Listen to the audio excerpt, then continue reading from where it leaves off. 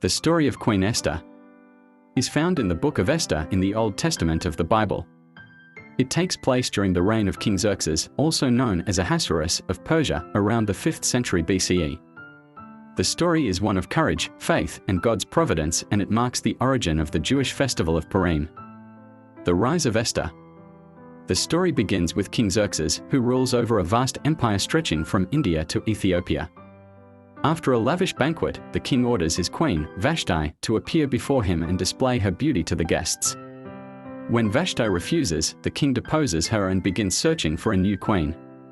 A decree is issued for beautiful young women from across the empire to be brought to the king's palace. Esther, a Jewish orphan raised by her cousin Mordecai, is one of the women selected. Esther is taken to the palace and undergoes a year of beauty treatments before she is presented to the king. When Xerxes sees Esther, he is captivated by her beauty and makes her his queen. However, Esther does not reveal her Jewish identity to the king, as Mordecai had instructed her to keep it secret. Mordecai's loyalty.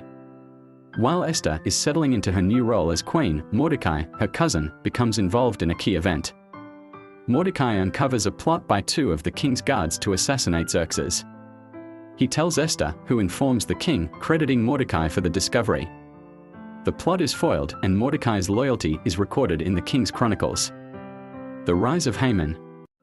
Meanwhile, the king elevates a man named Haman to a high position in his court, second only to the king himself. Haman demands that all people bow to him, and everyone complies except for Mordecai. Mordecai refuses to bow because of his Jewish faith, which enrages Haman. In his fury, Haman plots to not only punish Mordecai but also to exterminate all Jews in the Persian Empire. Haman casts lots, called Purim, to determine the day on which to carry out his plan and convinces King Xerxes to issue a decree for the destruction of the Jews. The king, unaware that Esther is Jewish, agrees to the plan, and the royal edict is sent out to all parts of the empire. Esther's courageous decision. Upon hearing of the decree, Mordecai is devastated and urges Esther to intervene. At first, Esther hesitates, because approaching the king without being summoned is a crime punishable by death, unless the king extends his golden scepter to the person.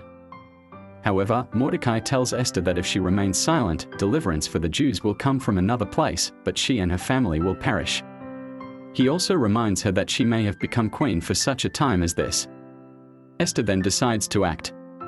She asks Mordecai to gather all the Jews in the city to fast and pray for 3 days.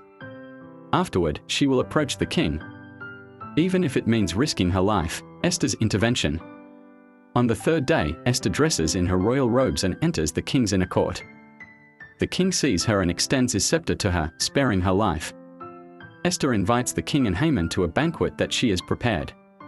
At the banquet, the king asks Esther what she desires, promising to grant her request up to half of the kingdom. Esther invites the king and Haman to another banquet the next day, where she will reveal her request. Haman leaves the banquet in high spirits, but when he sees Mordecai at the king's gate and again refuses to bow, his anger flares. He goes home and boasts to his wife and friends about his wealth and honor, but he is troubled by Mordecai's refusal to bow. The turning point. That night, the king cannot sleep and orders the royal chronicles to be read to him. As the chronicles are read, he learns that Mordecai was never rewarded for exposing the assassination plot. The next day, just as Haman arrives to ask for Mordecai's execution, the king asks him what should be done for someone the king wishes to honor.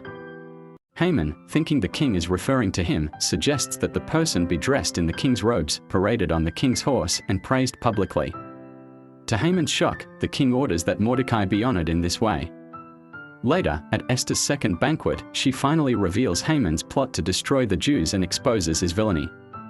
The king is enraged and orders Haman to be hanged on the very gallows Haman had prepared for Mordecai. The deliverance of the Jews.